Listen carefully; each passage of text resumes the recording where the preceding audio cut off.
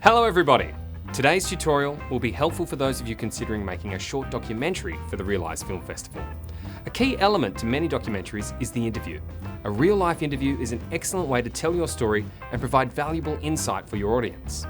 But how do you conduct an interview? What should you know before you sit down with your subject?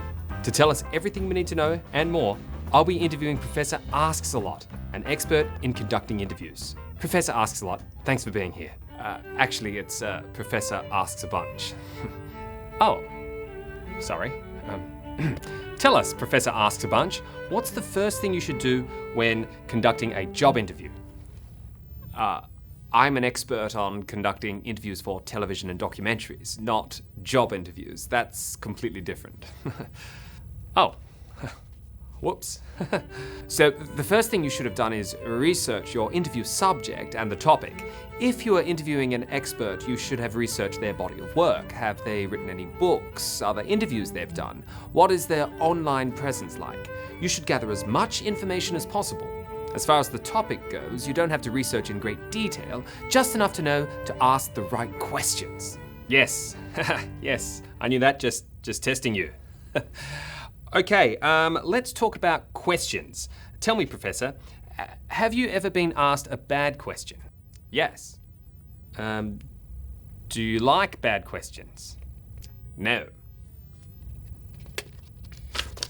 Do you get asked good questions? Not right now. A good question is what we call an open question. Next question. Don't you want to ask me more about open questions to see what I've got to say? I haven't got that written down. You don't have to have it written down. One common mistake for a beginner is to write down all your questions and then forget to listen to the person you are interviewing.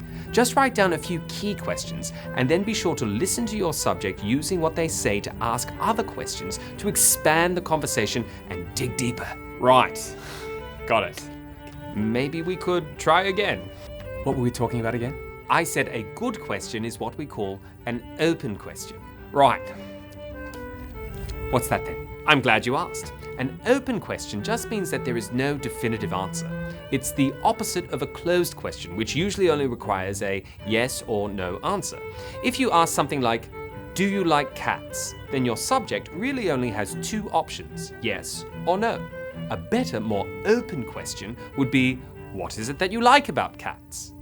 Well, I think I like that you have to work for their affection. You know? No, you've forgotten to listen again. I'm not asking you the question, that was just an example. What are you even writing there? Oh, it's a picture of a cat. Oh, this is ridiculous, I'm going to... Oh no, don't leave! Oh, I've failed, haven't I? I knew it, I'm a terrible interviewer. Oh God. Oh, now come on, don't be like that. You're not a terrible interviewer, you're just learning. It's not all bad. I mean, your setup to the interview was marvelous. Setup?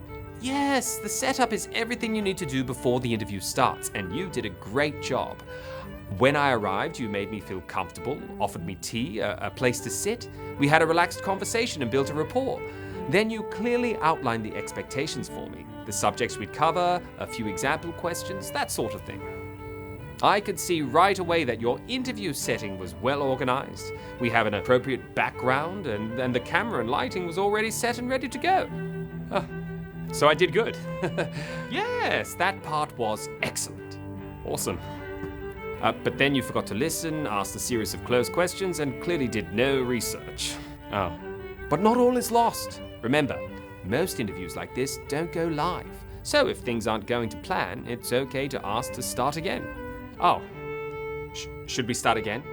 Perhaps. And this time, think about the following. Number 1, research.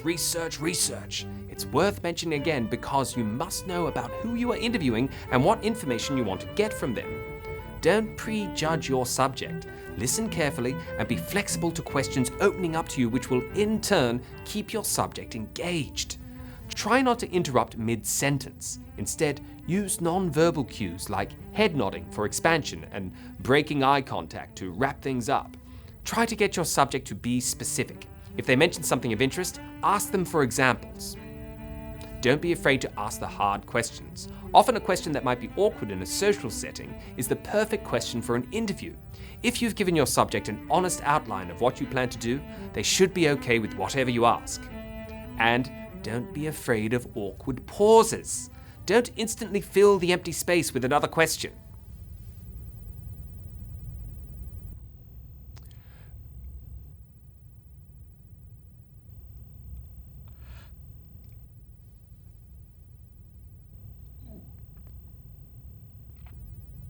Often the pause will prompt that subject to expand on what they've just said.